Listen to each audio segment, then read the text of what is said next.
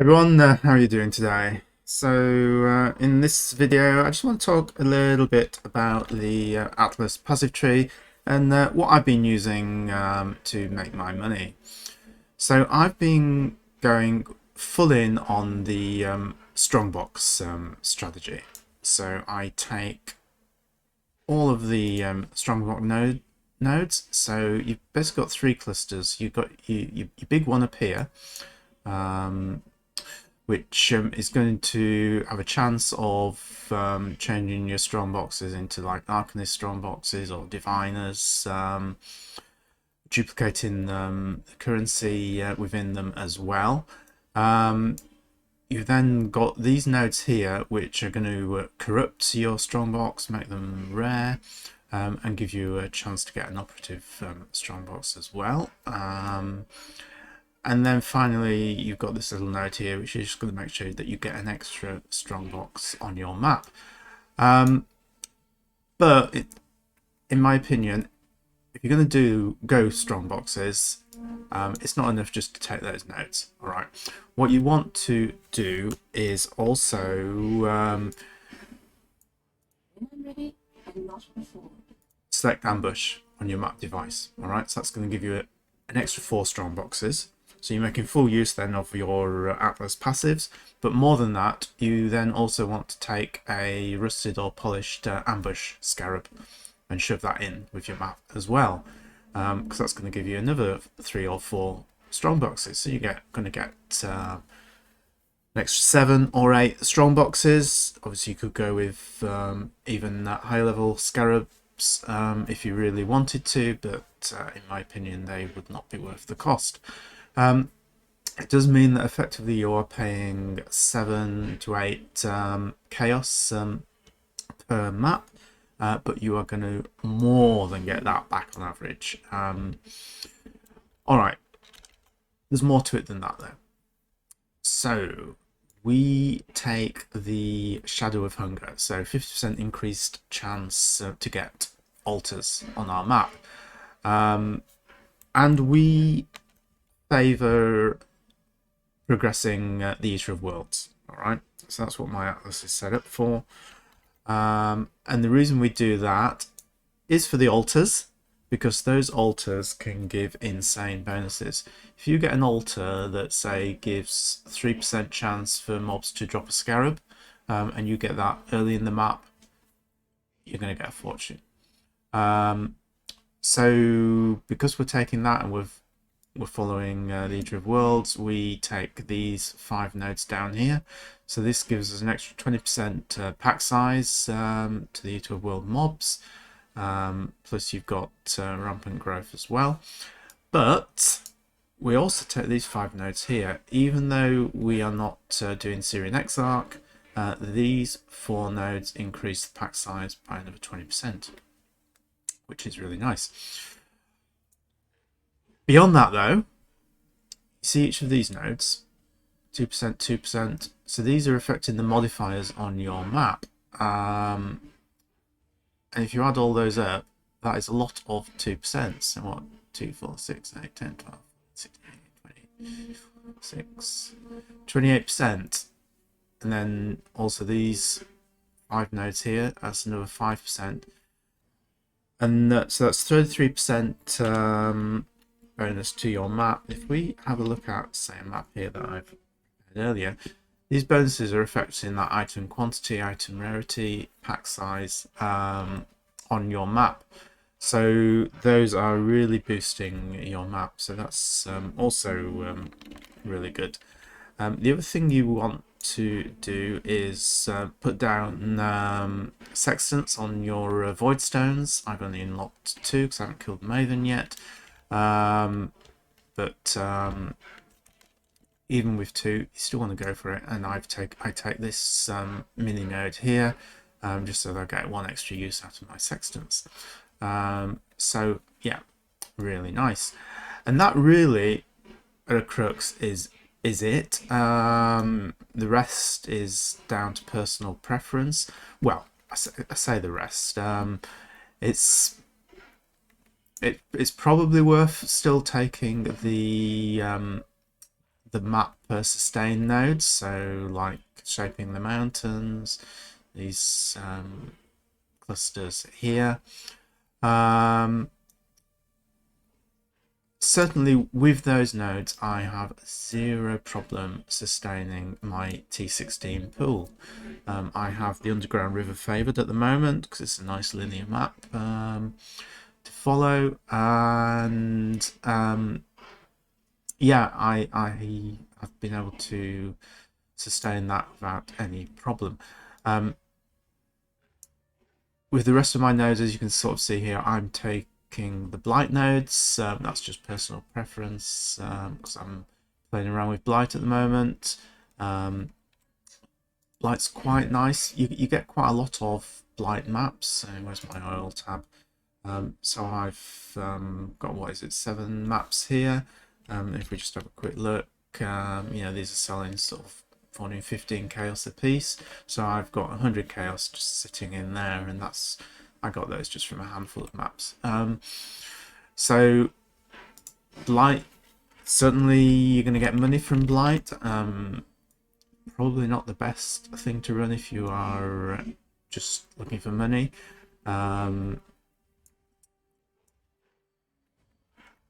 One strategy that a lot of people are going in for is investing all those points and say putting them into Harbinger, so taking those 4 points there. You've got Harbinger node, where is the other one? There's 2 more.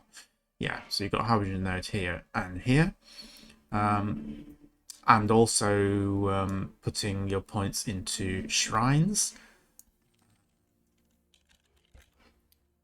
so like this node here, because I mean, the shrine boosts are really nice in themselves. You get duration on your shrine effects. So if you've got a really fast character, you could potentially, you know, have 5 or 6 shrine effects running at once, boosting your character, and they'd probably last for most of the map.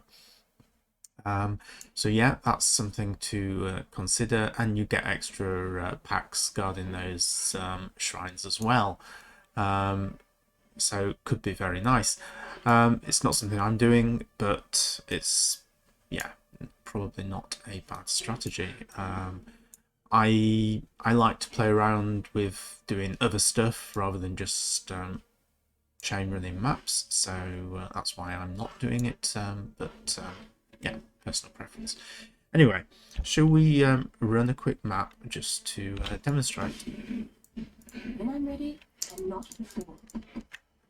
So remember, you want to pick ambush here. You want to have an ambush scarab as well. After that, put in whatever else, 2 other scarabs. You know, I'm building up my sulfite stockpile at the moment because I like running Blight. So that's why we've got sulfite in there.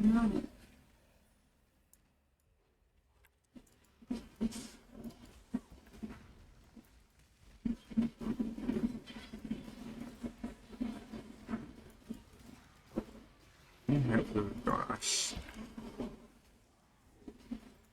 an altar coming up, not there.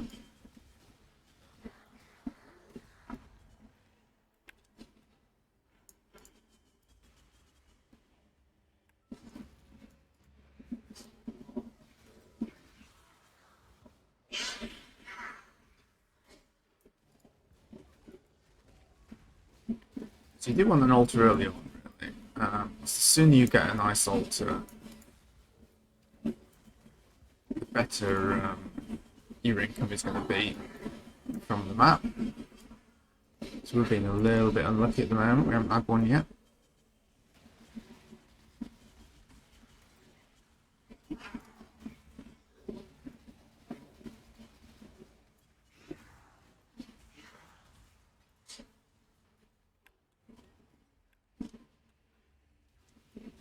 So the other thing about map sustain, if, you know, let's say you've got a favoured map that you want to run, like Underground River for me. Well, if you get a map that you don't want, you know, T16, just use Orb of Horizons on it, and you'll be able to pretty easily turn it into the map that you want. So yeah, we're out of the explode range.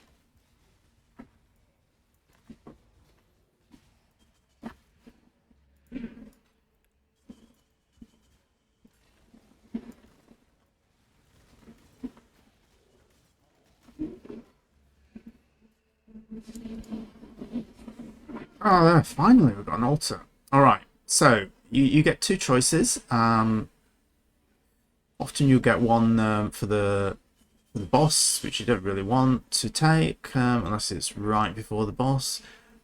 So we're going to go with gems dropped, adjudicated. So that's talking about Eldritch currency. When I'm ready, I'm not.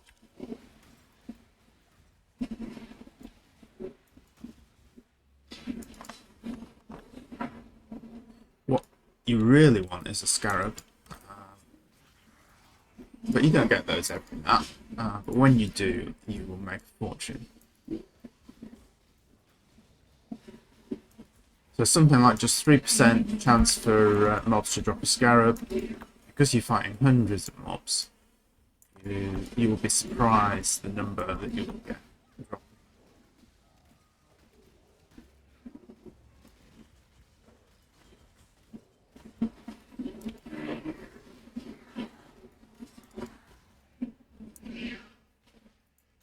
Okay, we've got to find this box.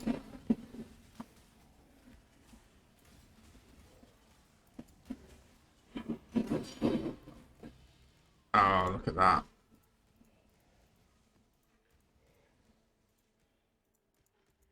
Beautiful. Obviously, you've got to be a little bit careful when you're opening these boxes because they're unidentified, so make sure that you're freeze immune, make sure that you have some way of getting rid of ignite. Those are the two dangerous ones. Wow!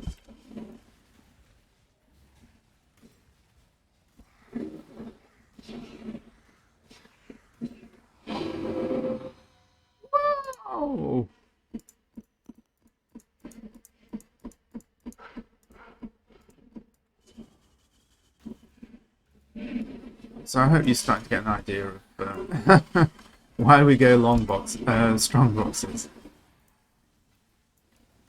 Because you can just get crazy loot from some of these boxes.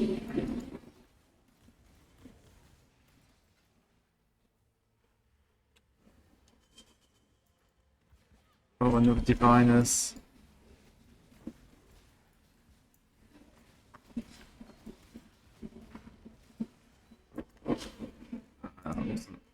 Wasn't quite as nice as the last one. Now, normally you get a lot more altars than we've got in this map. We've only had one, which is pretty poor. We'll often get 4 or 5 altars easily.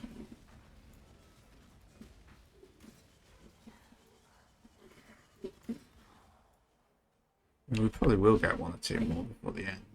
We will see.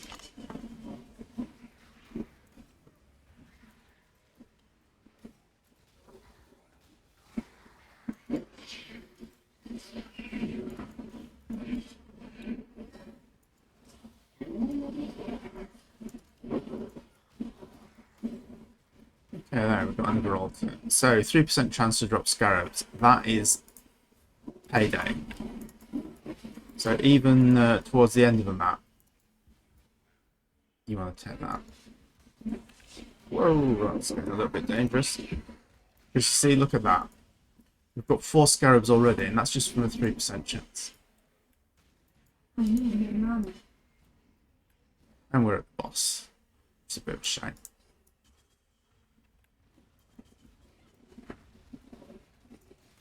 And we pop our Val skeletons. And then I'm just going to obliterate the boss.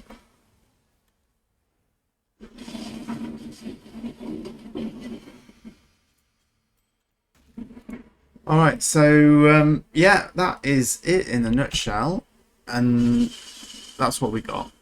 You know, a huge number of maps, a few scarabs. It obviously varies depending on how lucky you get on your strongbox.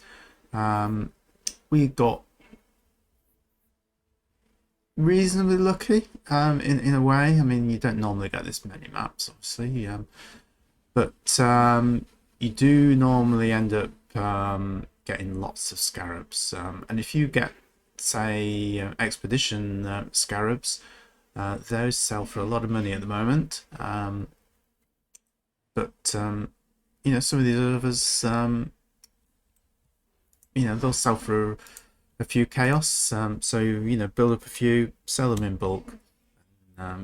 You're easily paying that 7, you know, covering that 7 seek outlay to run your strongbox strategy. Anyway, that's it. I hope you found this useful, and I'll catch you in the next video.